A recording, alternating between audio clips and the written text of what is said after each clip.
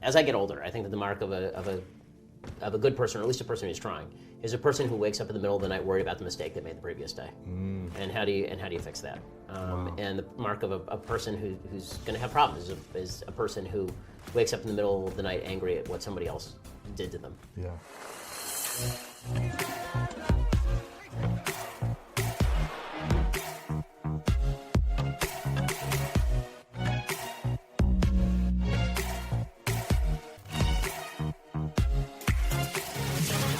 All right, welcome everyone back to the School of Greatness. We've got Ben Shapiro in the house. Thanks for having me, dude. Sir. I appreciate it. Very excited about this. As we were talking before we just started, I don't know anything about politics. I don't follow politics. I'm probably the least ignorant person, or the most ignorant person about the topics that you cover. So this is going to be interesting for me. Yeah. Not that I really need to go into politics, because I'm more fascinated about you as a person and how you think and how you work and how you solve problems. Because as I started going down the rabbit hole of your video content, I became just so impressed with your ability to communicate a message, make a point, and win your point. You know, you're really great at debate and winning your arguments and your ideas based on facts, not feelings, which is what you talk about a lot. What is it? What do you say? Facts don't care about your feelings. Facts don't care about your feelings. And you ruffle a lot of feathers for people. I already know just by having your name in the title of my show that I'm going to get so much critique. I had Jordan Peterson on. Oh, wow. And I had so many people were just like, unsubscribe. I can't believe you would associate with this person. Yeah. But so you're just jumping on every landmine you can find, basically. I'm like, this is going to be a bomb for me. I already know it. We're going to get a lot of great attention, and people are going to be unsubscribing just because they're not willing to listen. Because they see a name and a title, and they're not willing to see what happens. Yeah. And I was telling people, with Jordan Peterson, if they just listened, there was nothing negative that we talked about, anything. It was all positive stuff. And but you're very controversial in some of the things you talk about.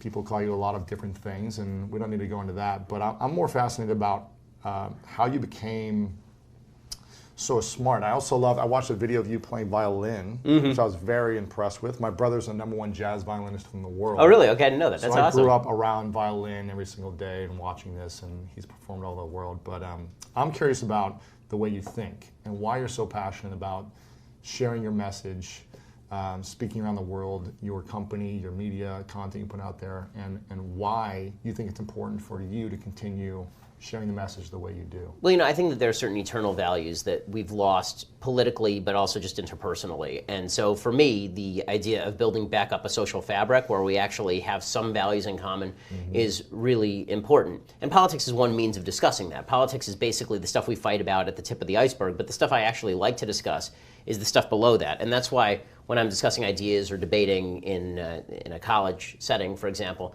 I'm much less interested in debating sort of the vagaries of what's going on in the White House and much more interested in sort of root issues as to how do we balance things like our desire for liberty and our desire for communal commitment and capacity. These are things where we actually have to have serious conversations about what matters to us so that we can reach any sort of conclusion or at least clarify where we stand on the issues. Because what you find usually is that there's just not a lot of clarity in political conversation. And so my job is to try and drill down and not only make as clear as possible what I'm saying, but also try and elicit from the person I'm talking to what is their root core position and what is there for me to disagree with or agree with. And this is the part I've always found a little bit frustrating about the level of controversy that's associated with me, is that when I was at Harvard Law School, my favorite professors were all people who are on the left. I got a recommendation for law firm jobs from Lani Guinier, who's as far on the left as it's possible to be. She was so far left that when I think it was Clinton nominated her for Undersecretary of Housing and Urban Development, I believe, she was rejected by a Democratic Senate because she's so far to the left. But she and I got along great. I mean, the idea that you have to hate the person that you're talking to is something that I think is really pushed a lot on social media. Yeah. But if you do that, you can't get to the root of the argument. You can have a conversation. Yeah. Right? If you hate the person you're talking to, you're basing things off of emotions, right? You're more emotionally charged as opposed to, let me hear what you're saying and then back it with facts. Right, and it means that you can't have a conversation because the entire conversation is your judgment of the other person's character. And this is why I've always maintained that the first move in any conversation has to be to take that off the table. Because otherwise, the judgment. Yeah, right. I mean, about the assumption that the person is motivated by something bad. Because probably they're motivated by something good and they're just coming from a different premise. That doesn't mean you're going to leave the room and agree on everything, but it does mean that you're at least going to know what you disagree about, because our tendency as human beings is to, because we're cognitively biased, it's very easy for us to fall into the trap of thinking, I disagree with this person, and that's because this person's a bad person. And this is super true in politics. Or I don't agree with how their judgment of character, or how they handled a certain situation, or their viewpoint on one thing, so they're bad at everything. Right, exactly. And the truth is that we wouldn't treat any of our friends that way. We wouldn't treat anybody we dealt with in regular life that way. On social media, we treat each other that way. And in politics, we definitely treat each other that way. 'Cause it's a lot easier to suggest that your political opponent's a bad person than it is to actually have the necessary conversations about where you guys differ. Mm-hmm. So you say you take away the judgment first when you're going into a debate or some type of conversation. How do you take away that judgment of the other person, or you try to eliminate that judgment of them onto you? Well, I mean, both. I mean, so we all fail at this. So I try to, in my myself, I try to say, okay, I'm going to assume this person isn't a bad person, and now I have to try and drill down on what it is that makes them tick. And for them, if somebody comes in with a preconception about me being a nasty, terrible human being, then my first move has to be pretty kind of harsh, which it has to be, you don't have any evidence I'm a bad person other than we disagree. And if that's your feeling, that I'm a bad person just because we disagree, then you are actually the person acting like a bad person. If you are suggesting that I'm evil or nasty or cruel simply because you heard someone one time say that I'm evil, nasty, or cruel without you examining my material, or you've examined my material and what you take away from that is that I'm poorly motivated, as opposed to we just have a fundamental disagreement on root issues, well, then that's you attempting to avoid the conversation altogether. So that's the first step. Yeah. And then you can have the conversation. Maybe it doesn't go anywhere. Maybe it does go somewhere. But you're not going to know until you get out of the headspace where the other person is a Nazi. When you try to go into a place where you know it's heated, then where you're like, this person has said online they don't like me, or they're completely against me, or you just have a gut feeling like this is probably not going to be good, based on whatever. What do you think about going into a speech, a debate, an interview where you know there could be some emotionally charged expressions happening? How do you prepare yourself mentally for that? So first of all, I treat debate like a game. I watch game tape. In other words, Wow. so before You're like an elite athlete. Yeah, Yeah. When it comes to this stuff, yeah. Yeah. I mean, when it comes to debating somebody, I actually will sit there and I will watch how they debate. Wow. What are their tactics? What are their favorite tricks to use? What are Wow. their favorite facts that they cite? Maybe they've got a point, and I haven't considered that point. So do I have to adjust my viewpoint in order to make room for that point? Wow. But you actually have to study this stuff. And I think most people go and debate and they just think, okay, well, I'm just going to go out there and say what I want to say. You actually have to know what the lead tactic is before the person uses it. So, for example, the most famous debate that I was in probably was the one with Piers Morgan. That was sort of the initial kind of boost to top-line status for me. It was 2013, and it was right after Sandy Hook, and so gun control was being talked about a lot. And so he had been doing this thing, this very intellectually dishonest thing, where he's having on a bunch of people who disagreed with him on gun control, and then he would lead by saying, if you disagree with me on gun control, it's because you don't care about these poor, slaughtered children. And that to me was exactly what we're talking about. It's you attacking my character, not attacking my argument. Now, we can disagree on gun control. What's effective, what's not? Do we think certain solutions work and certain solutions don't? What are the rights versus the risks? We can do all of that stuff, and that's important conversation to have. What we can't do is I sit down and the first thing you say to me is, you disagree with me because you're evil. That's not something. So I went into that debate knowing that he was going to lead with that, and before he could lead with that, I essentially punched him in the throat. Right? I mean, he basically it was the Mike Tyson thing, Sure, right? sure. Like that everybody's got a game plan until they get hit in the mouth, Yeah. and that was that. I mean, he started off by saying, you've called me a bully. Why have you called me a bully? And I said, well, Piers, it's because when it comes to these sorts of debates, you stand on the graves of children in order to push your political agenda. And he got very offended, and I said, well, if you want to have a conversation about the topic, we can do that. But if you're going to suggest that I don't care about dead kids because I disagree with you, then we can't have a conversation. You're just being a jerk. And there was no place for him to go because that was his only tactic. Because he wasn't qualified to have the conversation, which is why he was misdirecting to the character assault. Now, didn't you say, I think I watched a video where you talked about this, that he was going to bring out a kid like after the break? Yeah, this is right. He had brought out a kid who had been crippled had been really hurt in a gun violence situation. And his plan was to swivel and have me say, okay, make all your arguments to this kid who's been wounded. And from my point of view, that's a dishonest thing to do, because the content of the argument does not change based on who it is that you're talking to. That's an emotional appeal. Yeah. That's not an argument, it's an emotional appeal. So you can do it, but it's intellectually dishonest to do it. I mean, there's arguments that we make on politics every day, and those political arguments affect any number of people in any number of given ways. The question that you have to ask as an intellectually honest person is, what is the best solution, understanding that bad things happen in the world. And if your argument changes because you're talking to one audience versus another audience, there's a level of dishonesty to that. Mm-hmm. And so once I did that, once I said, basically you're emotionally manipulating your audience by stacking the deck against me, he couldn't do that anymore because the trick had been called out. I mean, it's like watching David Copperfield make an airplane disappear, but once you know what he's doing, you can't unsee it, right? Once you know how the woman is being sawed in half, you understand that there's actually, that the woman's not being sawed in half, that the table has a deeper part of it, and once, you can't unsee the trick at that point. Wow. Do you ever go into a situation where you kind of do the Eminem 8 Mile, like, yes, I've said this, and yes, I've said this, and I'm bad here, or whatever? 100%, yeah. I do that one all the time, because as a person who's been writing a syndicated column since I was 17 years old, sure, I've said some really dumb stuff, right? I mean, I've said some stuff that I regret. I have a full column that I put online called "Here's a Giant List of All the Dumb Stuff I've Ever Said," right? Because I think that it's important to do that. And some of that stuff was said a year ago or 2 years ago.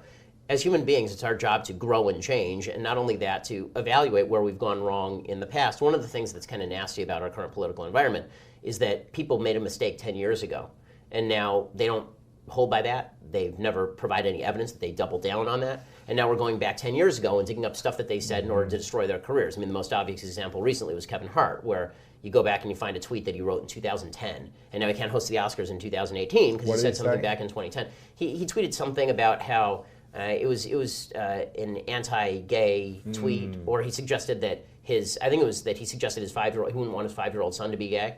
Something like that. Yeah. And so people got all over him for that. Well, he can't host the Oscars now. Well, number one, there's no evidence that he's ever done anything actually anti-gay.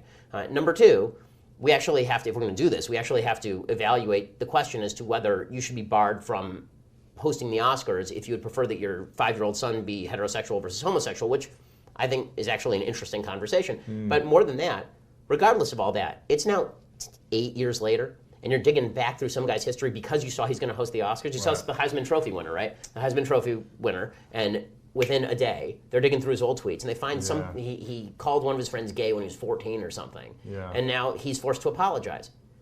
Okay, if he'd committed a murder at 14, then it would have been expunged from his record when he hit 18, right? He would have done it as a juvie.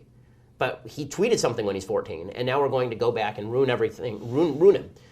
If we're as a society, if we don't have the compassion to say people make mistakes, it's going to be very difficult to move forward.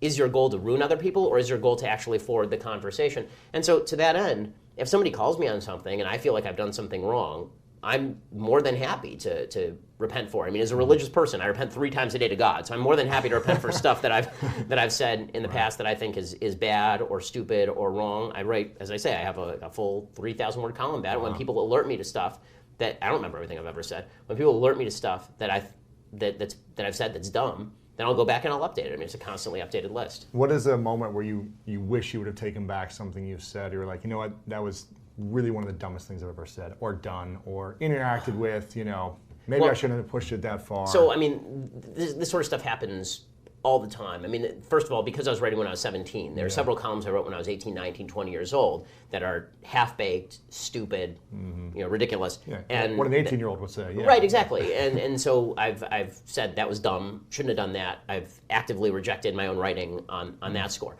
In terms of kind of interpersonal relations, so a few weeks ago, to take an example, there was a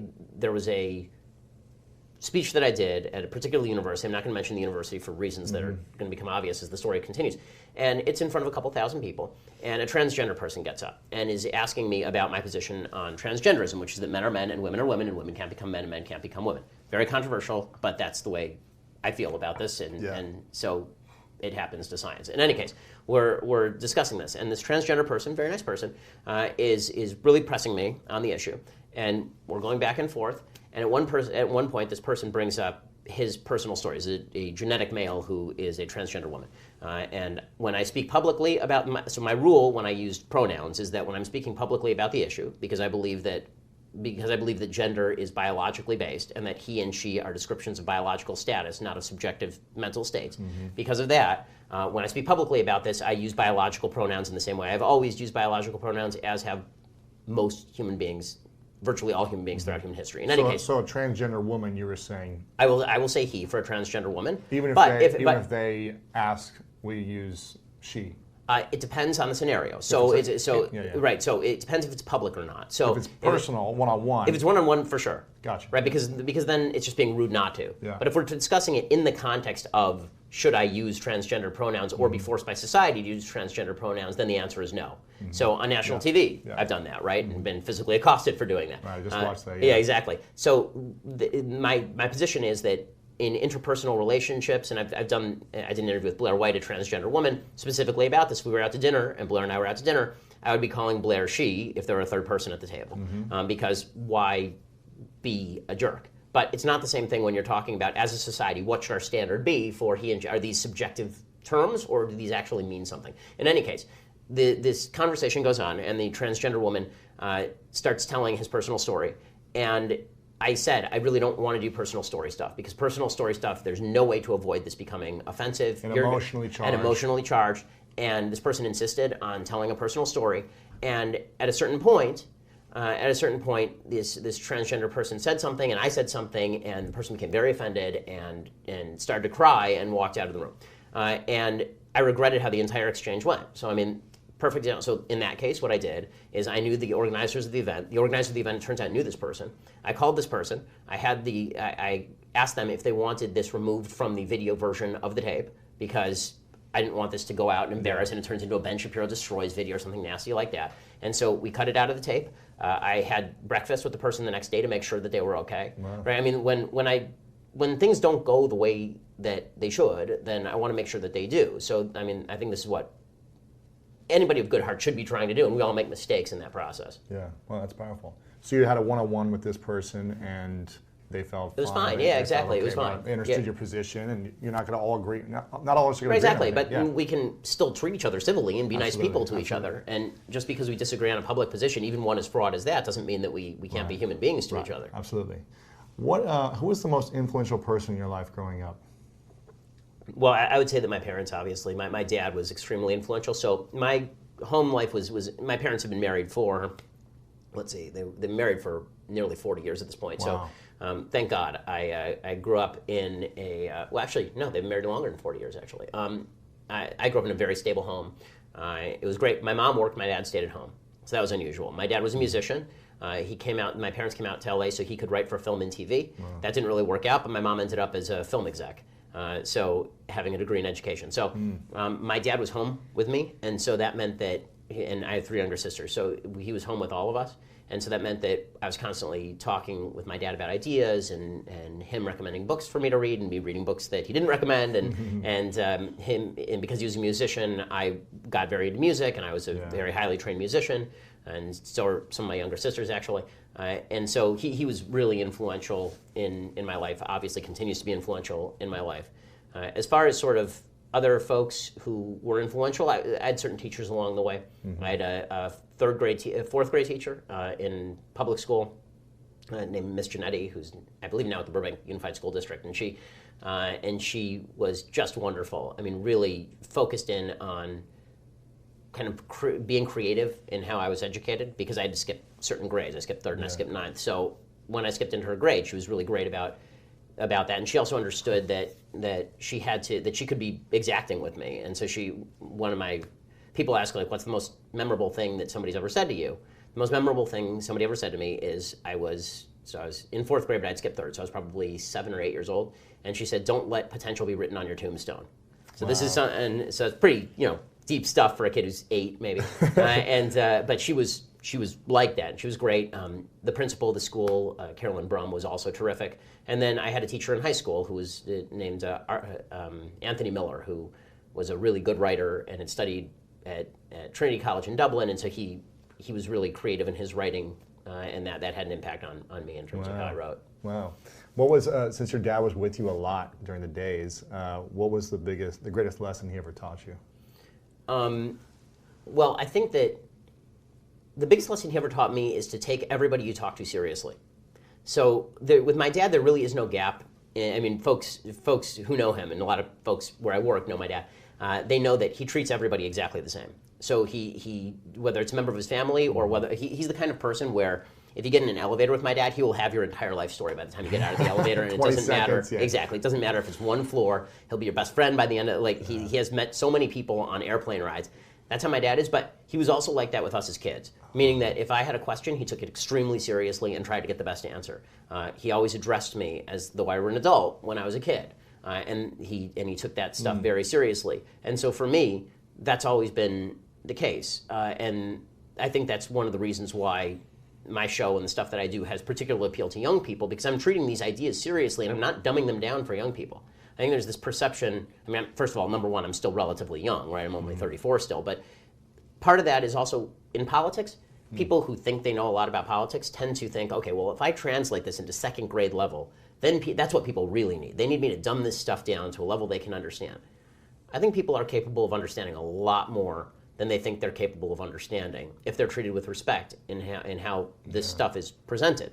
I mean, when I present, I'm presenting at a relatively high level. Yeah. I mean, I use some $5 words, and I cite philosophers, and I cite data from actual think tanks, and people like that. People want that. People are hungry for that. They pick it up. Yeah. Yeah, they're sick of nostrums. I mean, politics is all nostrums.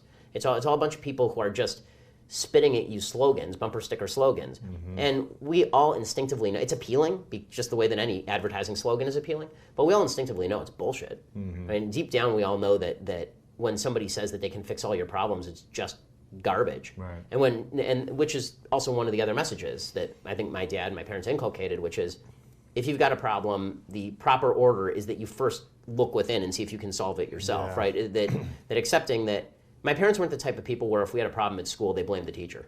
Right? Their first question was, okay, did you do it? Right. And how can you change it? How can you respond differently to it? Yeah. And this is my pet peeve with people I deal with in family, friends, society, is if a good piece of advice is given to you, do you ignore the advice? Do you fight against reality? Are you more angry at reality than you are willing to change yourself? Because if that's the case, you're doomed to lead a pretty miserable life, because reality is not changing. Now, that doesn't mean there are certain social circumstances that we can't all work together to change. But if you're running smack into certain baseline realities, such as some people are smarter and some people are not as smart, and some people earn more money and some people earn less money, and you're living in a free society, and you're running into reality, like I made a bunch of bad decisions in my life, and now I'm poorer than I otherwise would be. Or I made a bunch of those decisions. Because of those decisions. That ain't society's fault. Maybe you ought to not the government's fault. That's right. Maybe you ought to get your stuff together. Yeah. I mean, there was a joke going around that if I were to run for president, my slogan would have been "Solve your own problems," because for every politician, it's I'm going to solve your problems, and this is something I despise on all sides of the aisle. Right?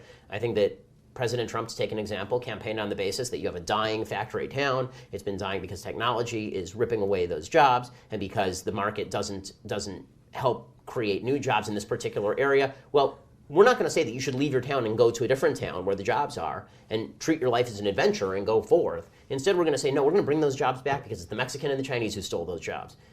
That's nonsense. Okay, and when you hear the same thing from politicians like Elizabeth Warren, who recently spoke at a historically black college, and she said to a group of black students that America is inevitably stacked against you. And I'm thinking, these are people going to a top-level college who majored in probably useful things and will get a job after that major.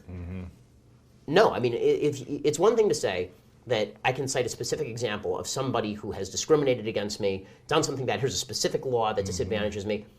If you're solutions focused, then you should be asking, okay, what is the problem and what is the solution? But I think that we as a country and just generally human beings, we're oriented toward being problem focused, meaning that something bad happens and we think, okay, how can we complain about this problem? How can we blame this problem on somebody who's not me? As opposed to, okay, how can we solve this problem? How can we take ownership? Yeah. How can we do something about it? And you know, my wife and I have a basic rule that this applies in relationships also. So my wife and I have a basic rule that came up very early in our marriage. So my wife was a lovely person, and as my listeners know, a doctor. She is she does a thing that I think many women do, and she will want to talk to me about a problem. And as a man, my first instinct is, okay, here's what we should do. Let's fix it, yeah. And she gets pissed, right? Because she doesn't actually want the problem solved. She just wants to talk to me about the problem because it makes her feel better. Why can't you listen more? Why can't? And so I said to her, that's fine, but I need to know up front in the conversation, is this a problem-solving conversation? Right. Or is this a me hearing you conversation? Yes, tell me so you understand. Right, so this is an actual rule in our house that when we start addressing a problem, I'll say to her, and she doesn't get offended because she's awesome, I'll say to her, is this a you want me to give you a solution problem, or is this a you just want me to listen to you? And very often she'll say, I just want you to listen. Great. It's like, okay, good, now I know. Because what's the worst for guys is you say, right, so here's the problem, and here's 3 ways you can solve it. And she's like, what are you talking about? Why are you? So I think that's true in politics also. Yeah. We mix up what it is that we want out of our politicians. We pretend that what we want out of our politicians is solutions. What we actually want out of our politicians is sympathy. The problem is that sympathy does not create solutions. Right. Sympathy is just a way for people to pander to you for votes and money. Sympathy, like, you should be viewing your politicians like you view your plumbers. Do they solve the problem? You shouldn't be viewing them like right. You shouldn't be viewing them like you view your psychotherapist. Do they hear me? Do they listen to me? Wow.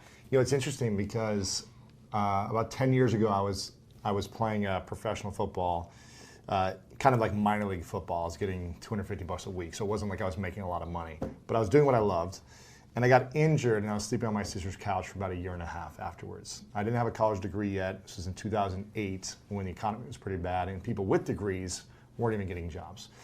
And I remember thinking at the time, I was like, how am I going to get out of this? And can someone help me out? And this is going to be a struggle. I was thinking, like, there's got to be a better way for people like me who can get taken care of. And then I realized after my sister lovingly kicked me off her couch after 1.5 years. She was like, you need to start either paying rent, get a good job, do something. I remember saying, okay, what if I could solve this problem? As opposed to being a victim to society, what happened to me or whatever, what if I could solve this problem and be in complete ownership of every decision I've made up to here? And I think one of the reasons I don't follow politics or watch the news or do any of that stuff is because I try to instill what you talked about with people on this show, which is like, how do we overcome our own challenges by not putting the blame on someone else, by not hoping for someone else to save us or rescue us or to give us a higher minimum wage or whatever it may be, but how can we develop skills with the society we're in? How can we develop new skills, be more valuable to society so that we can earn more? How can we take care of our health better so we're not sick and needing medicine or someone to supplement that through whatever it may be, some financial aid through medicine? How can we just take care of our lives better and improve the quality of our life? And I think when we can focus more on improving the quality of our lives, the political things don't really matter as much. Well, this is right. Like what's happening in the world doesn't matter. What John Adams said, and I think this is right, is that the Constitution of the United States, and what he meant by this is freedom, is really only built for moral and religious people. What he meant by that really is that if you've got a group of people who are waiting around for somebody else to save them externally, you can't have a system where even we can take care of each other, right? There are going to be situations in which the community needs to come together and take care of people who legitimately can't take care of themselves or are going through a rough stretch. Understood. All that's right. But if you don't have a group of people who are motivated not to take advantage of that, or who are not being told by politicians that they should be taking advantage of it, or that society has a duty, why don't we focus on our own duties more than we focus on everybody else's duties to us? We focus a lot on rights in our society. We have a right to X, Y, and Z. We focus very little on what are our duties to ourselves and to society. And that doesn't make us happier, it makes us more depressed. What's the difference between rights and duties? So rights are, there are a couple different visions of rights, and I think that this is where we actually get political. So I think that there are 2 different visions of rights. According to people on the right, on conservatives, what rights are things that you have a right to do X without government controlling you. So basically these are called negative rights. This is the parlance that's sort of used, is that you have a right against the government. So for example, I have a right to free speech. What that really means is the government does not have the ability to compel me to speak in a certain way. Or no matter what I say. Right. Anything at all. Right. Even threats or... Well, not threats, because that's actual assault, but anything that's not indicating violence, for example. Gotcha. I have a right to say because the government does not have the power to encroach upon that. So when someone grabs you by the throat and says you're going to be in an ambulance if you keep speaking, right? That's like that happens. That's illegal. Yeah, that's actually a violation of the law. But me saying something that offended that person is not a violation of the law, right? And the government can't compel that. So the idea for people who believe in sort of traditional constitutional freedoms is that the Bill of Rights is an expression of a bunch of negative rights for the most part. Things where right to freedom of religion means the government can't impose upon you. Things that would exist in what John Locke would call a state of nature. That if there were no government, you just lived in a community with your families or whatever, that the government wouldn't be there to impose things on you. So what would you have without the government imposing anything on you? So right to bear arms is the government does not have the right to take away your arms. Now, what people on the left have said is that those rights are not sufficient. You need actual material goods to provide you with a sense of well-being sufficient that you can lead a happy life. So, for example, a right to health care. That's something that we have to force somebody to provide for you, whether it's through taxation or forcing a doctor to take care of you. A right to health care is an affirmative duty on someone else. A right to free speech is an affirmative duty. If I'm just sitting here, I have a right to free speech. Have I forced you to do anything? The answer is no. If I have a right to health care and I get hurt, now I have to compel somebody to provide that health care for me, right? Because I have a right to it, which means that it doesn't matter. If I'm just sitting here, the health care doesn't just arrive. There has to be a doctor qualified to take care of me, and if that doctor doesn't want to take care of me, he has to be forced to take care of me, or she has to be forced to take care of me. So that's true for rights to health care, right to education, right to any of the right to housing, many of the rights that folks on the left cite. So when I say rights versus duties, this applies broadly to virtually all rights, but particularly it's important for people who believe in a positive version of rights. So the right to free speech comes along with the duty. If you want to have a functioning society is what I'm talking about. The right to free speech comes along with the duty not to be a generalized jackass. Because if you do that, it wrecks the social fabric. Right? So if you're just going around, like I believe that you have a right to call somebody an ethnic slur. You do, you have a right. It's not illegal. If you do it, it's a right, but it's not a. It's a bad thing to do, right? It's a wrong. It's a right, but it's a wrong. Like you can be wrong in your use of rights. People do it all the time. People do stuff I don't approve of all the time. That's legal. That's good. I'm glad it's legal. But if people act like jackasses within the bounds of their rights all the time, there's no social fabric. We can't live together, right? If you're just offending people all day long, then what's the point of being here? Right, exactly. And if the offense comes with a point, as in we actually have to have a substantive conversation, that's one thing. This is a conversation I had a lot during 2016 about President Trump, and also a conversation I had about a couple of folks who are kind of alt-right in like Milo Yiannopoulos, for example, is they would say things that were deliberately taboo just to say, I want to say something that's taboo because we have to break political correctness. And what I said was, political correctness is only bad if it's trying to bar speech that is valuable. Meaning that if there's a politically correct taboo against using the N-word, agree, very bad to use the N-word. No one should use the N-word. I'm not going to say the N-word just to violate the politically correct taboo because it's bad to say the N-word. But if you're going to tell me that it's political correctness says that I am no longer allowed to say that male and female are biological categories, that's a valuable thing that has ramifications for society. There, I'm anti-political correctness. So that's an example of you have a right to say bad things, but you shouldn't do them just to be a jerk. The same thing holds true when it comes to positive rights, and I think the left has failed to recognize this, particularly when they cite, for example, the Nordic countries. They'll say, well, there's a right to health care. Okay, let's assume that you're right. I disagree. I don't think there's a right to health care. I don't think you can compel somebody else to provide your health care. I think that's wrong. But let's take your point of view for a second, that there's a right to health care. Well, this should come along with a consonant duty to take care of yourself. So if you're smoking and drinking and never move your body and you're eating junk food all day, then you're not taking care of yourself first. Right, and then you are throwing the obligations, the externalities onto this entire other group of people. Well, to save you. Right, and one of the reasons that you've been able to support, practically speaking, a larger social welfare state in places like the Nordic countries that Bernie Sanders likes, I'm not a Sanders fan, but places like Sweden or Norway or Denmark, is because they have a very strong social fabric where everybody is active, people know their neighbors. They feel an obligation. Like to take an example, they help each other. Right, you saw Cinderella Man, so the movie with Russell Crowe. I didn't see it. Oh, you didn't see it? Okay, with James J. Braddock. Okay, so James J. Braddock is this champion boxer who rises from being basically on welfare, right? Yes. So you remember there's a scene in it where he's been on the welfare rolls and now he's the champion of the world, right? And he goes back into the welfare office with a roll of cash and he hands it back to the welfare agent. Well, and they say, well, you don't have to do that. He says, no, I do have to do that because that's a duty that I owe to you, right? I no longer need the welfare. Right. Right. It wasn't his right. It was a duty. Right. It's a duty for me to bring that cash back to you. That's something that I think Americans have lost, and it's something that also happens in the context of government taking care of us, because the government is by nature faceless. The government is a barrier between you and your fellow citizen. When you get a check from the government, you tend to think, the government, it's what's giving me the check. the government doesn't have any cash providing auspices of its own. The government is taking money from another human. Well, we don't think about that way in our churches or synagogues, right? Like, I belong to a synagogue. When somebody in our community has a financial problem, we all get together and we contribute to the person via the rabbi. He'll go to the rabbi will come to us and say, this person is having a rough month, we need to pay his rent, can we all get together and do that? Well, that's good in the sense that this person knows who exactly is giving him the money, and he feels an obligation to all those people not to mooch off of them because we all share a community together. Well, that sort of social fabric has to exist. That feeling of obligation has to exist if we are to have functioning rights in the first place. And that includes people who believe that you have a right to other people's stuff. Yeah, wow.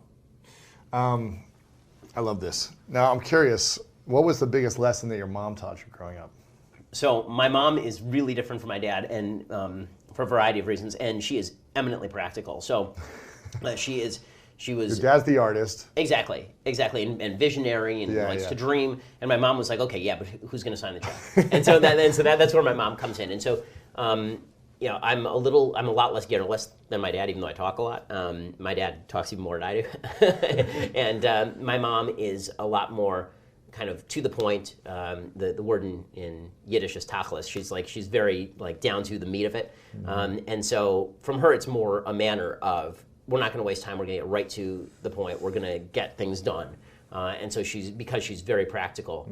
And so I would say that the lesson that I learned from her is just go do it now. Stop talking. Just go do it right now. If you don't have an excuse, then you shouldn't be wasting time doing that. Wow. And so my dad taught a lot of kind of life lessons about morality and decency, and my mom was much more about you got to take action now. You need to go out and you need to move, right? Make a plan. This is always, honestly, I've had depressed folks in my family, and I have friends who have been depressed before. And to me, when you're not talking about clinical depression, obviously, where you need actual care, but if you're talking about just you're down, the number one thing you should do is make a plan. Literally get a piece of paper and a pencil and write down a bunch of goals, and then write concrete steps step by step. This is correct. And then when you're not Jordan Peterson's way. Yeah, exactly. And I think, honestly, I don't think it's Jordan's way or my way. I think it's everybody's way, right? Exactly. The successful people in life make lists of things they want to do. And then if you really want to be successful, then what you do is you take the little things first, you cross those off, it gives you a feeling of momentum, and then you can tackle the big things. I think it's a big mistake for people to think, okay, well, my goal is to be president, and so here's a list of 100 things I'm going to do. How about take out the garbage first? Yeah, right? Make your bed. Right, as Jordan says. Yeah, exactly. Yeah, I think the key is that's why routines and habits are such a big hot topic right now. It's just when you have a routine where you do something every day, you build momentum, you start to feel better, you feel less depressed. And if we don't have something to aim at, then we are aimless. Yeah. We feel like we're just wandering in no man's land. And the worst comes to us as opposed to us creating the best for ourselves. Exactly. And I think that this does have some deep philosophical roots. So I have a book that's coming out in March, and it talks sort of about why suicide is up and why depression is up. And my basic thesis is that we're sort of living. So I talked at the very beginning about eternal values. I think there are certain eternal values that undergird our free and prosperous civilization. And we're living on the fumes of those values, having undermined a lot of those values. Name me a few of the core values you're talking about. Okay, so I think that there are 4 things that human beings need to be happy. You need individual purpose. So you're alone on a desert island. What do you do today? What gives you meaning? So you need individual purpose. You need individual capacity. So you need to feel like you have the capacity to do something. You live in a world where you have free will, where you can make a freely willed decision, where your reason is capable of understanding things. You can think things through and make a good set of decisions on your own. Right? You have to believe that the universe is predictable enough that things aren't magically changing around you and harming you and victimizing you. So you need that on the individual level, and then you need the same on a communal level. You need to feel that we together have something to do, right? As Americans, we have something to do, right? Or as a religious community, we have something to do. Or as a group of friends, we have something to do. And then you need to feel like there's communal capacity. We as a group of people can do it without violating the rights of the individual.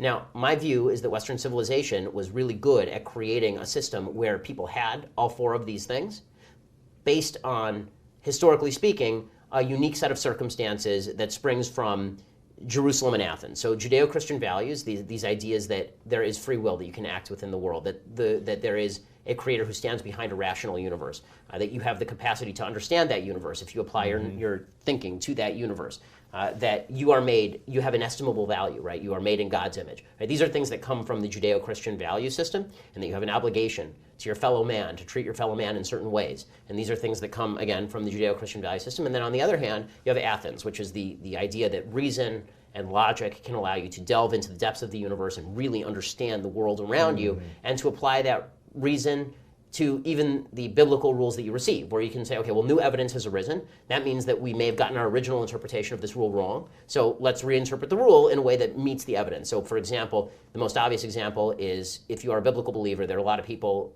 now who are creationists. I'm not a creationist. So when I'm a creationist in the sense I believe God stands behind the creation of the universe, but there are people who believe literally that God created the universe in 6 24-hour days in exactly the order described by the Bible. I don't believe that, right? I believe that the evidence shows that that's not the case, which means that God was giving a document, if as a religious person, as a religious Jew, God was giving a document to human beings in language we could understand at the time, but that doesn't necessarily mean... So it's not the literal word, it's the interpretation. Well, right, the interpretation was always taken for granted, because as human beings, that's what we do. Anytime I say something to you, you're interpreting. So if God says something to me, I'm also interpreting, and God knows that, because he's omniscient. So the basic interplay, the tension between faith and reason, is what created the West. Because without certain core assumptions, then you couldn't actually feel as though you have the capacity to operate in the world. So I think we've ripped away a lot of these things. I think we've ripped away the Judeo-Christian value system. We've said that you don't need to go to church, the Bible is worthless. Not only that, it's oppressive, it's repressive, it sets up all these standards, and you have the capacity to make your own meaning.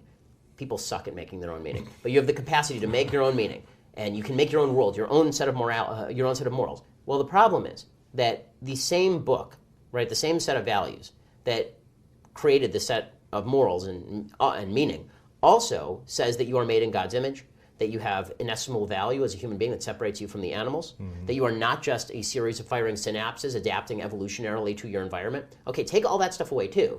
Now explain to me how you are a freely willed creature who can make a difference in your world. And the answer is you can't. Now you're a meatball wandering through space. I think that what happened over the course of the last couple centuries is that Western civilization got rid of all the bases for why human beings are unique, which are religious assumptions. And then it substituted reason. But reason requires certain religious assumptions. And so what we ended up with is we are a bunch of emotional creatures who are manipulated by our environment. And so that being the case, you actually don't have the power to do anything in your life. You're just what you are, right? You may think you're willing things, but you're not willing things. You're here, you're doing stuff just because you're doing stuff. And life doesn't have any higher meaning. There's no purpose to serve. Even getting married and procreation and all this stuff, that's pleasure, but that's not actual meaning. That's not actual purpose. Well, pleasure can be a purpose, but it is not a purpose high enough to actually drive people to do the right thing. And it also doesn't explain why you should be altruistic, why you should help out other people, why you should worry about what happens after you die, right? Why you should. I'm not even preaching the afterlife here. I'm preaching that there are certain values inherent to being a human being that say that you should care about something beyond yourself. As a society, we focus very much inward. We're very subjective now. Meaning is made by us. Biology, apparently, is defined by us. We get to define the world around us in our own personal terms. And again, we suck at it. We are not good at it. People don't create their own meanings. You either feel that there is meaning that is discoverable out there in the universe, and that is your job to go find it. This is where Jordan and I are really on the same page. Or you are sitting in a chair trying to convince yourself that the meaning was made by you. Yeah. And it wasn't. And if it was, then why is your meaning any better than anybody else's meaning? Right. Is that why you think people are suffering and more depressed than ever right now? Or? I think that's the cause without them knowing it. Yeah. I think that the question is what gets you up in the morning? What's your mission today? And I think that we've been basically, as long as you don't look at it, you're okay, right? As long as you don't look too deeply at the problem, you're all right. So you just say, okay, well, my goal is to act morally today. And you say, okay, well, where do morals come from? And then we all get very uncomfortable, right? Well, I know what's right. I'm a nice person. Okay, define nice. Define person. I mean, right. Define all these terms.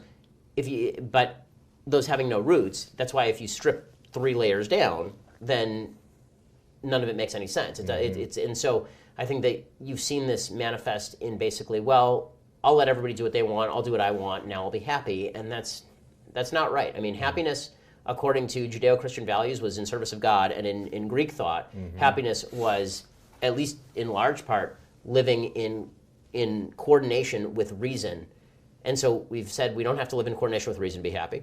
And we've said we don't need to serve God or our fellow man in order to be happy. So what exactly is it that's supposed to make us happy?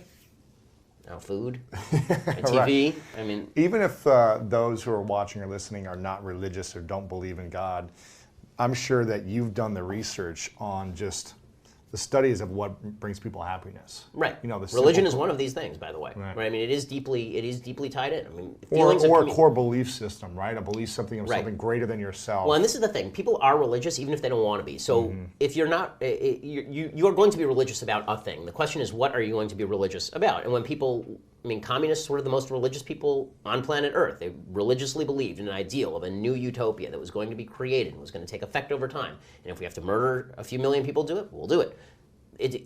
People need a vision of what life is supposed to be, and they need a vision of what meaning is supposed to constitute. The number of people who are honest enough to just say, okay, well, you know what, I'm a nihilist, F it. Like, that's 5 people, and their lives don't end up being very good. None of this is a suggestion that you have to be religious in order to be moral at all, right? I think that there are plenty of people I know who are atheists, which I understand, who are moral human beings.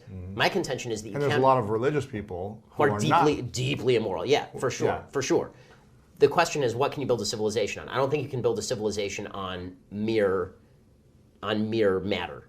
I don't think you can just say, like, the world's just made up of stuff. Yeah. And then stuff happens. There's no greater to that purpose. Stuff. We're just here to exist. But somehow we end up at a system that directly mirrors the Judeo-Christian value system built over 3,000 years. Like, I think it's a question I asked Sam Harris. I'm friends with Sam, and we did a podcast together. And at one point I said to him, you know, Sam, you and I hold 95% of the same values, but you're an atheist, and I'm a religious person. So why is that? Where did your values come from? And he said, well, you know, I've studied all these different philosophies and religions, and then I came up with this moral system that I think makes sense for me. And I said, right, that explains why you think that these things are true, but why is it that we have such overlap here? Isn't it more plausible that the overlap exists because you and I grew up like 10 miles from each other in Los Angeles after 3,500 years of common history that developed to this point? People living in the same environment, having grown up in the same civilization, do have certain commonalities. But I think what we're seeing right now is that even the most basic commonalities are being ripped away. And I think this does have political overtones, or at least undertones. Yeah. I mean, one of the most devastating lines that I heard in modern politics came in 2012 when President Obama, during his second inaugural address, said, you know, we in the United States, we don't have to have the same definition of liberty. We can each define liberty in our own way. And I thought, well, then you can't have a society, because if we can't agree on what liberty is, I don't know how you can say that we have a free society together.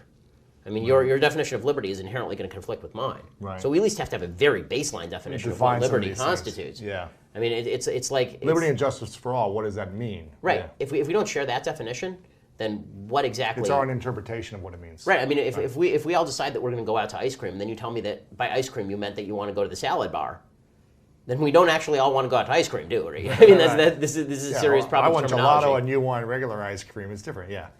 Right. Interesting. And even there you can say, okay, well, gelato is within the giant category of ice cream. Yeah. But if we're saying that like polar opposites, my liberty involves me taking a thing from you because I'm not free unless I have that thing. And my liberty involves you not being able to take that thing from me. We now have directly conflicting visions of what liberty is. Right.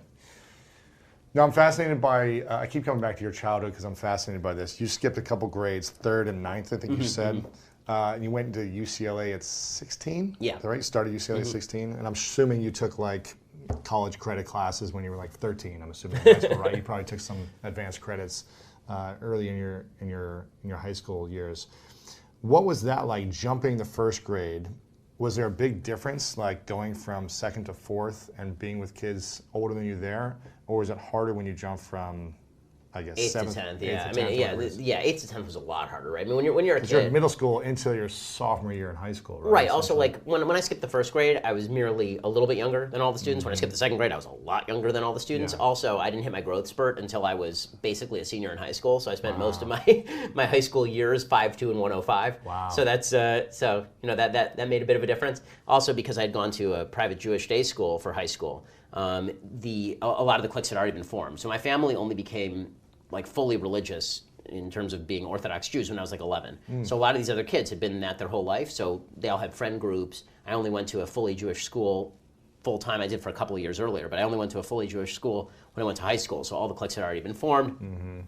So I was an outsider coming in, Small then I skipped a school. grade. This is like a few hundred students. Yeah, a couple hundred students. The whole high school, right? Right. Well, there's a boys' school and a girls' school. They kept them separate, which is typical in Orthodox Jewish day schools. And so it was probably 200 students in the boys' school and 200 students in the girls' school, something like that. So it was small. We lived in the valley, and the school's in the city. So that meant that almost all the students were from the city. So I didn't know anybody. And so yeah, socially it was pretty difficult, and also I was a little smart ass. I mean, I was one of the smarter kids in the class, even after having skipped, and so that's not conducive to leading a rich social life. Sure. So that was high school was rough. Yeah. What was the biggest challenge for you? Was it that you kept speaking out, or you didn't feel like you could share your voice because people were making fun of you, or? I mean, mostly it was that. You know how kids are, that if you're not part of the in-group, you're part of the out-group. Or there is no out-group. Even if this religious, loving, does not matter. Does not matter. Community experience. People are still people. Religion is based on the assumption that people are still people, and religion proves it out, man. There are a lot of religious people who treat each other viciously, and this is particularly true when you're talking about teenagers who are just by and large trying to fit in and human figure beings. out life. I mean, you're the worst version of you. Aside from when you're 2, which I know because I have a son who's 2. Right. Aside from when you're 2, and you're completely a selfish person. Yeah. But until you hit adulthood and actually experience responsibility. When you're like 14 or 15, and mom and dad are taking care of all your bills, and you can and your laundry and your food and your bed. Giving you, and when you're going to an upper class Jewish school, they're giving you a car. Right, I mean, like it's like that. That you didn't have to pay for it. Yeah. Right, exactly. Like that does not tend to breed particularly great behavior. And it does breed a certain group mentality also. I mean, there's a herd mentality among kids, obviously, and among people generally, but it is very strong among teenagers. So you spent 2 years in high school then, essentially, right? Or three years. So yeah, 10th, 11th, 12th. Yeah. Gotcha. Did you feel like you were the outsider the whole time? And what were people saying or doing to you? Oh yeah, I mean it was yeah. I mean I was the outsider the whole time for sure. I mean I would be physically accosted. There was one situation where I was on. There was kind of a weekend getaway, and there was one situation where guys legitimately like held me down in a bed and hit me with belts. No way. There was a situation where, and then that concluded with them like somebody brought a long pair of handcuffs. They dragged the bed frame outside the cabin and then handcuffed me to the bed frame in front of like the entire school. So yeah, it was good times. The guys and the girls? Well, the girls weren't there, so this is just guys. But it was still so horrible. Yeah, but could you imagine if it was the guys and girls? If girls been there, it would be even worse. But I was having my own level of unsuccess with the girls as well. So right. So they were hitting you with belts, pinning you down and hitting you with belts, and then they handcuffed you to a bed outside. Yeah, that was the next morning. Yeah, and because and so high school was not a lot of fun for me. Was that your first year, sophomore year? That would have been I think it was either sophomore or junior year. Wow. I can't remember. Did it get better? Did it get worse? Did you? It got better than that. I mean, it wasn't like that every single day. That was definitely the low point. But it was it was unpleasant. A lot of again, I don't think most of the kids there were like that. It's tough because you get in this group mentality when it's like everyone's rallying against a cause, right? Right, and and in school the cause is always somebody. It's always some kid. Yeah, exactly. And so I was that for a while, and I was excited to get out of high school. I mean, I enjoyed like the learning aspect of it, but I was very excited to leave. And when I got to college, I was so happy, especially because when I was in college, I lived at home, so that meant I wasn't like with the other students full time. I was spending a lot of time commuting. But I would go to class, and I'd learn stuff, and then I'd leave, and then I'd go write essays and read, and then I'd go back to school, and it was great. It was just great. And I got along with people in college, because nobody in college cares how old you are, really. Yeah, they just care that you're smart or you're kind or whatever in class. Exactly. No, I loved college. I thought college was great. And then when I went to law school, I loved law school, too. So high school was the worst of it, for sure. Wow. But the question was, again, it was just the mentality was, what do you do about it? And how did you overcome it during high school? I just put my head down and pushed. I mean, it was. I never shut up. I mean, I never. It was not like I just kind of receded into silence or being sullen or anything. It was like, okay, well, this is how life is going to be. Okay, you take a few punches and you keep moving. Right. And that had been inculcated a little bit younger, because when I went to middle school, even I used to wear a yarmulke to middle school, and it was a public middle school, so there was some issues there as well. So were you the only one wearing yarmulke? Oh yeah, really? I mean, it was Walter Reed Middle School. Not a lot of Orthodox Jews going there, so it was. So I was kind of a social outcast there too, and so again, you sort of learn to grow a thick skin, and you either just basically say to these people, "Go F off," or you knuckle under to it. Did you have any close friends, middle school or high school, where you could confide in or talk to? No. Zero. Not None. one kid. No. Not one kid your age that you No. could be like, hey, let's talk at lunch or let's. No, I practice mean, I had together. people I was acquainted with, but no, I wouldn't say I Really? had any strong, close friends. So did you get invited to like birthday parties at kids at school? Did you go I mean, hang out? occasionally, but not really. I mean, that wasn't Church kids, like anything? So no, I mean, I honestly, I spent most of my childhood talking to adults. I mean, that was really kind of like most of the people I was having conversations with were 45. So that meant number one, the level of conversation was better. But no, I've never been a friends person. I'm a very family oriented person. So I spend almost all of my best friend is my business partner. But aside from that, all of the people that I'm closest to are my parents, who live a mile and a half away from me, my wife, who I spend 95% of all waking free time with, and my two kids, who I spend an enormous amount of time with. And I think I do think people are either built one way or the other. I think there are people who are kind of more friends people and social, and they like to be out with friends, and they want to spend time with friends. Like I'm the kind of jerk who'd go to a party at Harvard Law, and we'd go to a party, and I would bring a book with me. Because if people were boring, I was not going to waste the 2 hours just sitting there. It's a good time to read right now. Yeah, exactly. I got in a lot of good reading at these parties. So. Wow. So if I ever call you up and say, "Hey, do you want to hang out?" I'm going to get the X right away. I mean, unless my wife and kids are out of town, yeah, basically. I mean, that is the reality. Sure. I mean, because for me, every interaction has to be weighed against the opportunity loss, right? It's like your mom. It's very practical. Exactly. Like there's a certain economic cost foregone. Yeah. In every conversation, in every bit of time that you spend. Sure. And so I turn down dinner invites. Like it's very difficult to get me to go out to dinner, even with people who are prominent, because I don't want to. Like you have to make the case as to why I should be spending the time with you, as opposed to spending the time with my two kids, who I like a lot better than you. Right. And that's right? I mean my kids are great. My wife is great. I picked them. They're fantastic. And so wow. Do you feel like you kind of got robbed from your childhood then? In a sense, I suppose. I mean, high school wasn't fun. So if childhood is supposed to be kind of like fun, then yeah, but it was an alternative use of time for me. Right? Yeah. I spent a lot of time reading and a lot of time writing and a lot of time involving myself in stuff I wanted to be involved with. So I considered my childhood pretty happy without, it just was not social. You had a focus. You had goals early on because you're. Yeah, I mean, I was a near professional musician. I studied with one of the top 10 teachers in the world at the time. In violin. And piano too, right? Not piano. My dad's a professional pianist, so we'd play Brahms together and like that. So. Were you a Suzuki trained?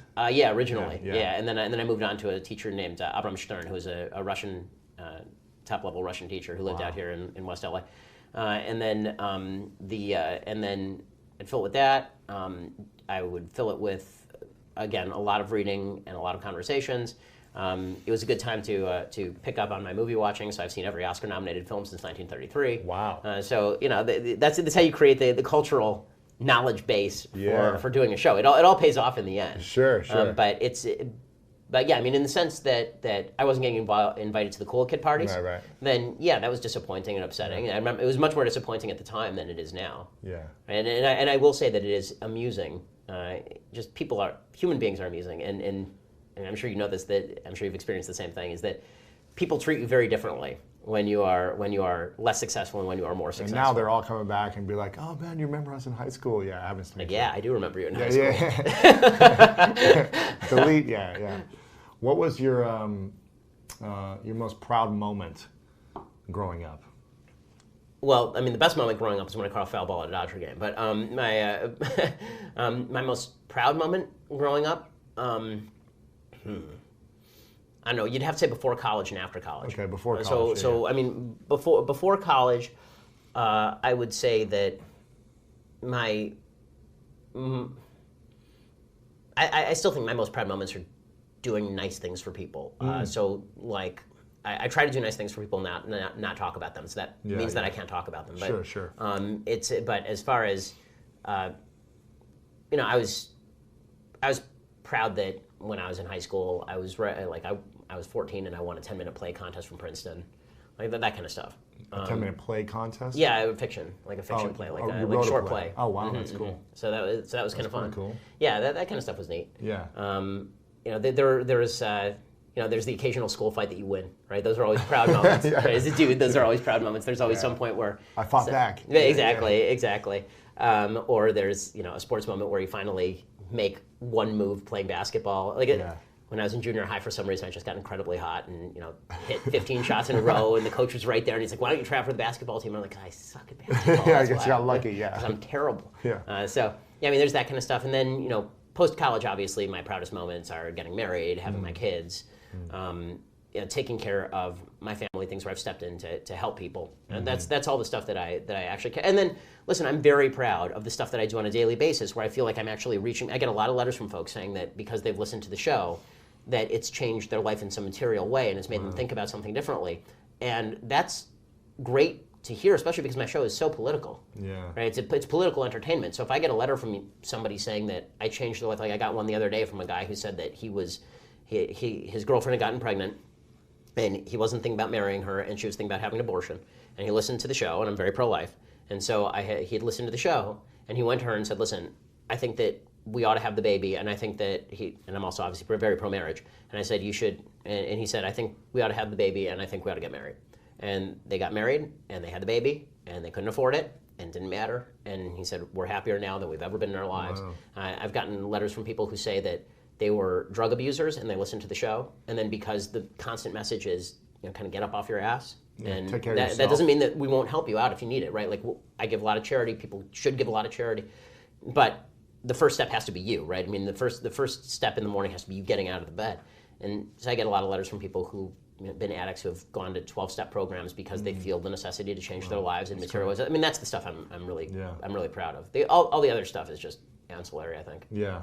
It's funny, I feel in some ways very similar to you because I was picked on a lot growing up, even though it doesn't look like it because I'm like this bigger guy or whatever. I'm going to say how. Yeah.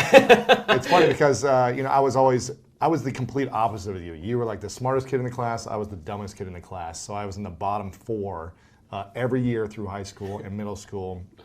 I had tutors my whole life. I was in special needs. I had a 2nd grade reading level in 8th grade. Wow.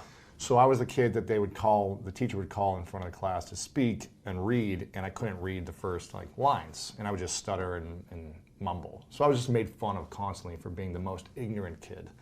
And I used that kind of frustration and anger of being picked on to be like, I'm going to be the best athlete I can be to prove everyone wrong and show you guys, right? And so when I got into high school, I was one of the better athletes as a freshman.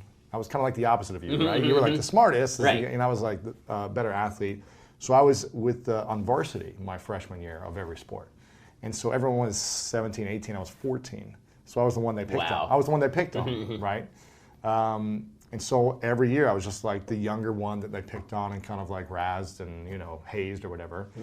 Until I was a senior, then all of a sudden I was like, oh, all the people I was hanging out with are gone. And I remember having a moment going into my senior year. I was like, all my friends and the ones who picked on me the whole time are gone.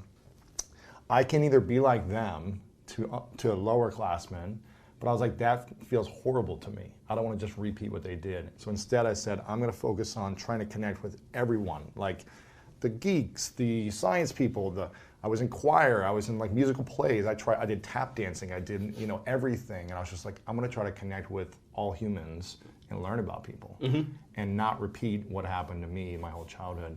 And I think hearing you say your most proud moments are when you give and when you're kind to people and when you're in charity. When you're it violates my brand, but yeah. I think it's really inspiring to hear because the same thing for me. It's I don't feel good when I'm just constantly, making money is fun and having these accomplishments are nice, but it's the times that I'm in the most flow and in the most love and fulfillment is when I'm in service to someone else. Yeah. Or in service to humanity, which is what my mission is. And that's also the big thing, I think, is that learning from your own mistakes and mistakes other people have made dealing with you. Do you learn from that and you decide to react against that in a way that's better? Or do you just react to it and lash out because of it and decide that because somebody else did something bad, you also get to do something bad? And I think that the mark, as I get older, I think that the mark of a good person, or at least a person who's trying, is a person who wakes up in the middle of the night worried about the mistake they made the previous day. And how do you fix that? Wow. And the mark of a person who's going to have problems is a person who wakes up in the middle of the night angry at what somebody else did to them. Yeah. Because there are certainly cases where somebody's really victimized you in a serious way, and that's something we should all worry about and try and do something about. But most problems are not going to be overcome by by being angry at stuff that's happened to you in the past, unfortunately. Reacting in a negative way. Now, I'm curious, if you had this normal childhood, let's say, right? You didn't skip grades, like kids were nice to you, they invited you to birthday parties, they like celebrated you as opposed to put you down and like whipping you with belts and crazy stuff.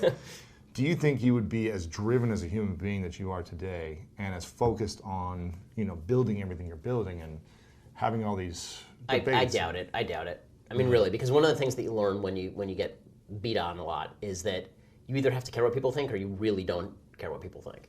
And I think that it's something that doesn't help you when you're in high school not to care what people think, because caring what people think is what makes you popular in high school, and trying to cater to that crowd. And going into the herd as opposed to being like, screw you guys. Right, exactly. Yeah. But because I was sort of out of the herd from the time that I was young, it was like, okay, well, I don't care. And you say that enough to at the beginning, you do care, obviously, but at a certain point, you're like, and then at a certain point, you're like, you know what? But I actually don't.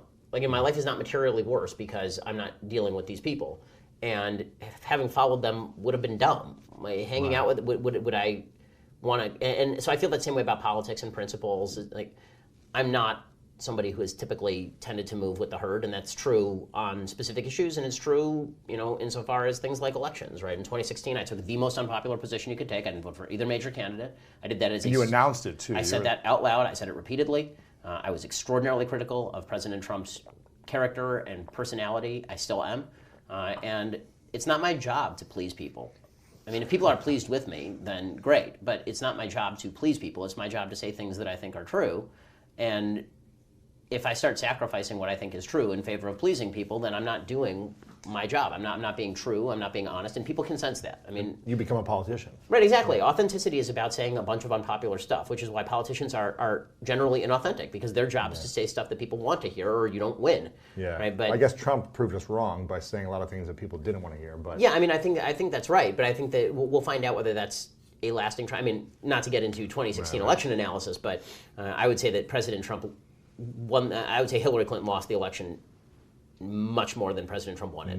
I think that, and it is true that in politics there is this weird thing where people want to hear what they want to hear, but they also hate inauthenticity. And so his authenticity, his authenticity trumped her inauthenticity. Right? Obama was an authentic politician. He tended to believe all the things that he was saying. It didn't feel like he was pandering as much, even though I think that he was pandering. I think he was, but he was. Obama is who Obama is. I'm not even sure that Hillary Clinton knows who Hillary Clinton is, and I think it was a problem for her in 2016. Trump is exactly who he is, for better and for worse, right? I mean, for all of the things good about him and all the things bad about him, that dude is authentically what Donald Trump is. And people sense that, and so when they had the choice between, not even choosing between Hillary and Trump, because I don't think that's how most people came down to it. I don't think most people were like, should I choose one or should I choose the other? I think it was people who were like, should I go to the polls today or not? Right. And for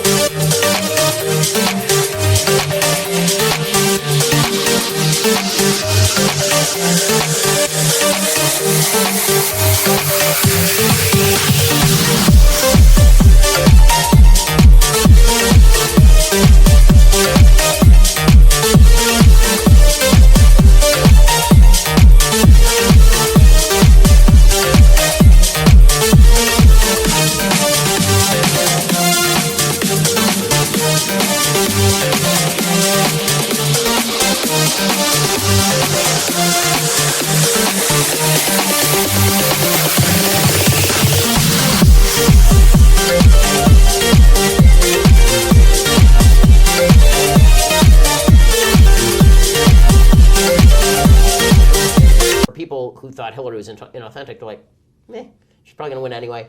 Do I really want to waste my time today? Do I really owe that to her? And for people who thought Trump was authentic, like, yeah, I'm right, I'm going to the polls today. That dude's authentic. He's saying what I think. Right? And that was sort of the feel in 2016. Yeah. Wow. So you think if you had more of a normal childhood where you weren't as bullied or picked on or these things, where do you think you would be today?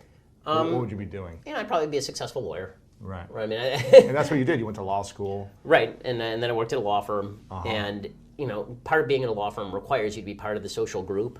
Because otherwise, working in a law firm really blows. It's a terrible job, especially the early years. And for me, it was like, well, I don't care about any of this stuff. I mean, I was the guy who, and so the authenticity has its upside and its downside, right? When I was interviewing for law firm jobs, I was way too authentic for the interviewers, and it did not work well. I had the worst law school interview. I had the worst law firm interview record of anybody I've ever heard of at Harvard Law. I had 32 law firm interviews, and I got one offer. And I graduated cum laude from Harvard, and I'd written 3 books at the time, so my resume was pretty good. You got one offer. And I got one offer. But that's because I would be asked questions like, somebody would say, I remember one interview, they would say something like, well, why do you want to work in corporate law? Now look, we all know the answer, why you want to work in corporate law, right? You've got $200,000 of debt, or $150,000 of debt, and no one grows up thinking, you know what I really want to do with my life? I want to spend the next 4 years of my life directly out of law school reading for page numbers and for missing commas and indents. Which is what you do. You work 2,100, 2,200 billable hours at a major law firm. You're there from 8 in the morning to 9 at night reading for page numbers and paginations. And so they said, why do you want to work in corporate law? I said, for the money.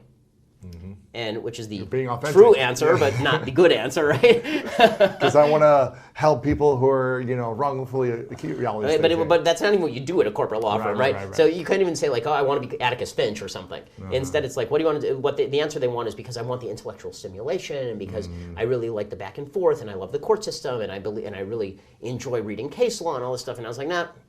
Cash, that's why you're here, aren't you? I mean, what are you doing here? You're making $2 million a year as a partner. You're going to be doing this for $100,000 a year. I mean, and that was for me always an issue when it came to jobs. Was the money actually was, maybe this is because I grew up middle class, but middle class, not poor, not rich, very middle class, and so like my first home where I lived until I was 11 was probably an 1,100 square foot home in Burbank, where we had one bathroom for 6 people, and I shared a one bedroom with 3 of my sisters. Wow. So it was not poor, but like we were fine, but not loaded or anything. And so because of that, I was never really afraid of either living like that, and also because I grew up with a solid education, I wasn't afraid of like falling completely off the ladder completely, and because I'd made decent decisions, I wasn't really afraid of that. Listen, again, the biggest privilege you can have in American life is twofold. 2 biggest privileges in American life. Being born here,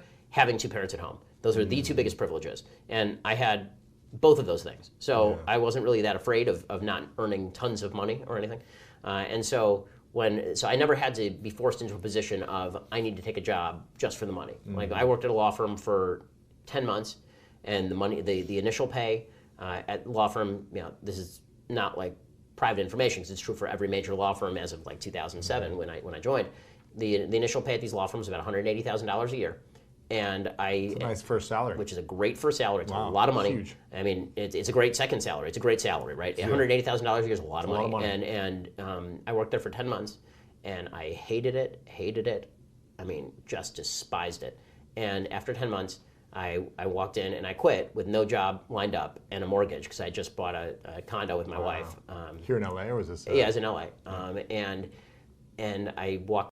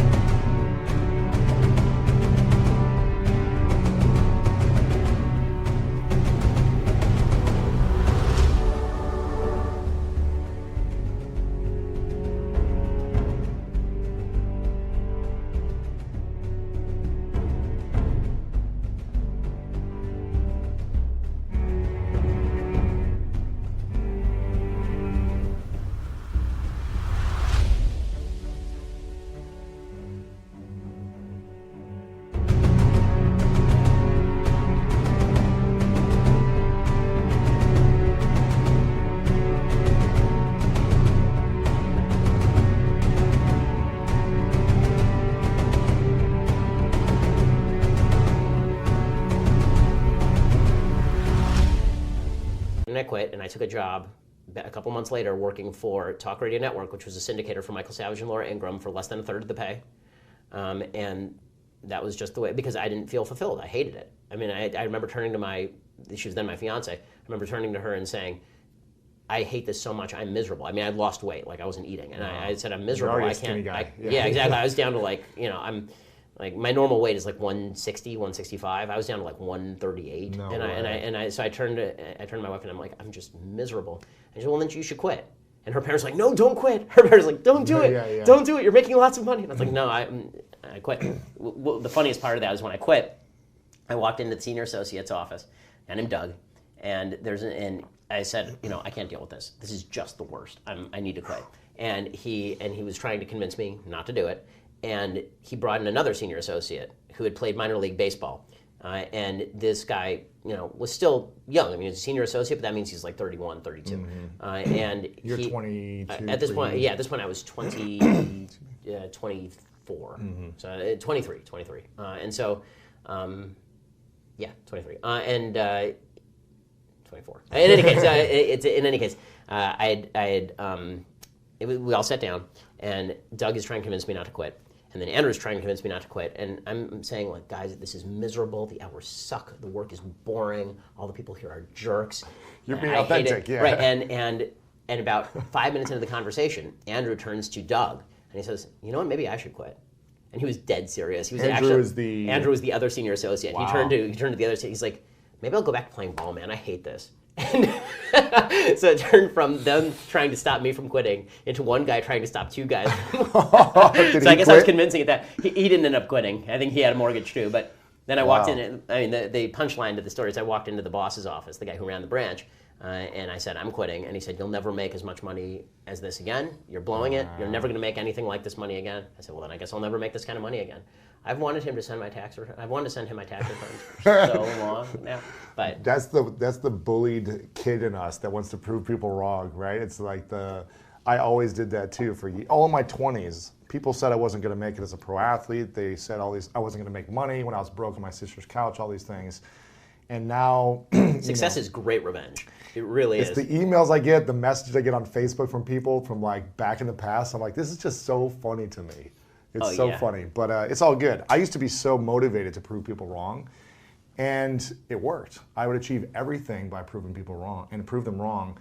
And then I realized, like, wow, this doesn't actually bring me fulfillment or happiness. Right. It wasn't until when I hit 30 when I started to shift it all and say, you know what, I'm just going to start lifting people up and like serving people and not focusing on the 5 bullies in high school or middle school or the person who did this and that. Right. And focus on like now. No, that's exactly right. I mean, you've seen Back to the Future 3. Remember, there's the train in Back to the Future 3 where they keep throwing in these kind of incendiaries into the train, and it changes the color of the smoke coming out. But it gives a boost to like a higher speed each time. So anger can be that boost, but it can't be the actual baseline fuel that you're using to run the train. Yes, exactly. So it gives you that temporary high, and it's like, I'm going to go out and do something today. Yeah. But what actually makes you go do the work on an increasing level over an amount of time is the actual purpose and meaning. Exactly.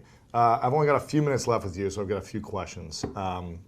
Since you just mentioned purpose and meaning, what is your purpose and mission moving forward? So I'm deeply interested in revitalizing the values that I think we all ought to hold in common and that undergird the idea of God-given rights and limited government. So on a political level, I've always been very committed to the idea that freedom is based on we as individuals are made in the image of God, and that means that we have certain rights that go along with that: the right to free speech, the right to freedom of religion, the right to economic freedom. We get to make decisions with our own money without somebody sitting over our shoulder and telling us what to do. All of that is rooted in certain fundamental values that require us also to have a social fabric. So we need to help other people. We need to live in communities where we have a common set of rules. We need to stand up against discrimination when we see it, and we need to also stand up against pandering politically when we see it. I've always been committed to the idea that we need to change how people think in order for them to change how they live. And so that's basically what I'm dedicated to. It's why getting people to change the way they think. Yeah, and think more in terms. Again, it's everything we've been talking about. Change the mindset from, why is the world being mean to me, to, okay, here's where the world is. Now here's how I'm going to succeed, and here's why I should succeed. And so, I think that as a religious person, I think that I'm here to fulfill a godly purpose in doing all of those things. But I don't think that I have to speak specifically in godly terms in order to justify why I do that stuff. So it's why whenever I talk on my show or politics or in my lectures, I never cite the Bible. I never cite religion. Right? I tend to cite values and principles, but I don't tend to think that I have to, while I believe that as a religious person, I'm doing something that I think is in the service of God, I think that it also can be secularly justified as something that's in the interests of a functioning civilization. Yeah, humanity. And that's why you are very detailed on your research and your facts to try to back these things as opposed to religious.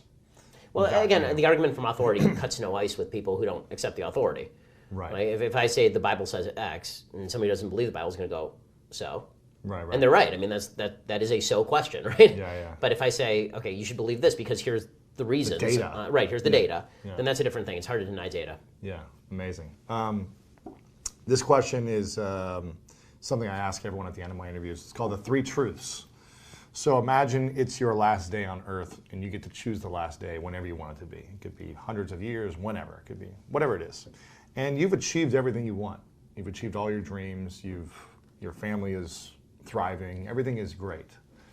And I hope it all goes great for you.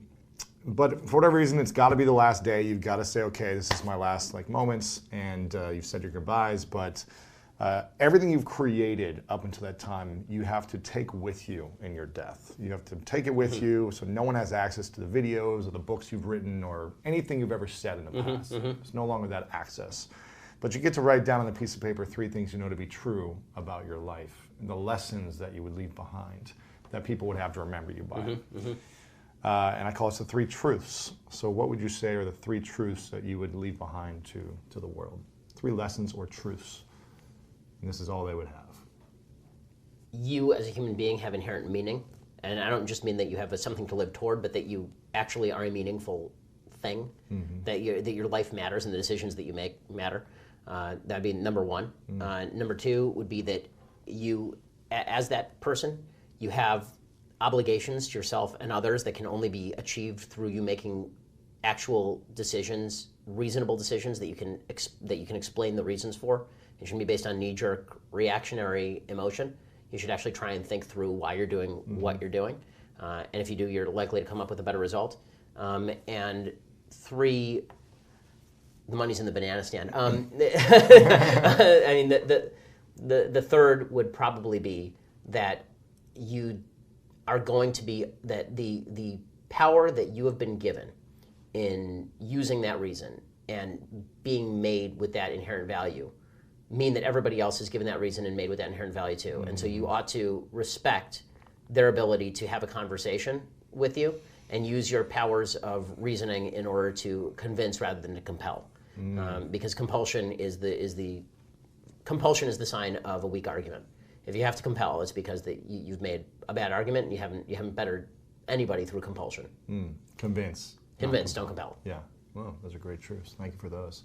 I want to acknowledge you for a moment, Ben, for your authenticity, man. Thanks, I appreciate it. You show up very authentic, and you show up as yourself. You know, I love that you have a clear mission for your life. That your mission is to serve people, to support people, to help people live a better life. And I don't think you're as bad as the guys people call you. Well, thank you. That's the highest compliment I can get. That's the nicest thing anyone's ever said to me. So thank you. Yeah. So I acknowledge you for. I acknowledge you for also overcoming a lot of challenges. I'm sure there's a lot of things that you didn't talk about that happened growing up that I can only imagine the amount of insecurities or guilt or shame or whatever that you felt. And so I acknowledge you for not destroying your own life in those challenges, but actually saying, how can I improve my life? How can I master skills with my music, with my art, with my debate skills, my intellect. You dove into mastery as opposed to depression. And I think of those 2 options, I'm glad you did. Well, thank you. I appreciate it. Because you're doing a lot of good things. So I already know I'm going to get a lot of people giving me flack just for acknowledging you. Get ready, man. Because, and I'm not saying I agree with everything that Ben has said, so just putting that out there. But I acknowledge you for who you've become, and your work in the world is trying to make it a better place. You're like a personal growth expert. Who would have knew that that's really what your mission is? It's like to better people, even in controversy and even when people disagree with you. I think your mission is to better people. I hope so, yeah. How can we follow you online? How can we support you? You got a book coming out in March. Yes, I have a book coming out in March. It's called The Right Side of History. So that comes out. We can pre-order it now. Oh yeah, you should be able to pre-order that at Amazon. Amazon. And that's all about these questions, these specific kind of meaning, purpose, history of civilization questions. And then if you want to check out my podcast, you can go to iTunes or any other place you get podcasts for The Ben Shapiro Show. Yeah. And if you want to subscribe over at Daily Wire, you get stuff behind the paywall. Come January, you have 2 extra hours of the show every day behind the paywall, so that should be fun. Your Sunday... the Sunday specials, those have been, I've been listening to those. Thank you, those are fun, Yeah, because they're not as political, so for me, I'm not as interested in the other stuff, but those are really good, so I appreciate it. And you bring out some interesting people and talk about some wide topics. We'll have on anybody, pretty much. I mean, it's really cool. Yeah, thank you. It's really cool. Final question for you is, what is your definition of greatness? So can I give 2? Sure. Okay, so I think that there's greatness as in you're presented with a crisis in your life and you make a decision that is valuable, moral, and decent. That's that you make a change. You're Winston Churchill. You're faced with a terrible crisis, and then you stand up and you make a strong stand, and you've done something great. That's greatness in one sense, and I think the other sense of greatness is, I think, a more important sense, and that's just goodness. I said this about George H.W. Bush. I don't think that George H.W. Bush was a great president. I'm not even sure that he was a good president, but I think he was a good man. And it's a lot harder to be a good person than it is to be a great person. To be a great person requires you to stand up in a crisis, and it's kind of thrust upon you. There's a moment in time, you have to stand up, and now's the time when you make that heroic move, and that's what makes you a great man or a great woman or a great person. But being a good person, which is the process of making decisions that are beneficial to you and your family and moral every day, knowing that you're not going to be remembered, right? Knowing that all your friends and family will eventually die and nobody's going to remember you. We go to people's funerals and say, oh, we'll remember grandma for X. You won't. In 2 generations, nobody's going to remember what grandma did, right? I know because I don't know my great-grandparents. I didn't know them. Yeah. I barely know their names. But your legacy in being a good person lives on in the promulgation of a civilization of which you were a minute part. And so being a great person really means being a brick in the wall that is a civilization that is in and of itself great. Ben Shapiro, thanks, man. Appreciate it. This is fun, man. Thank you.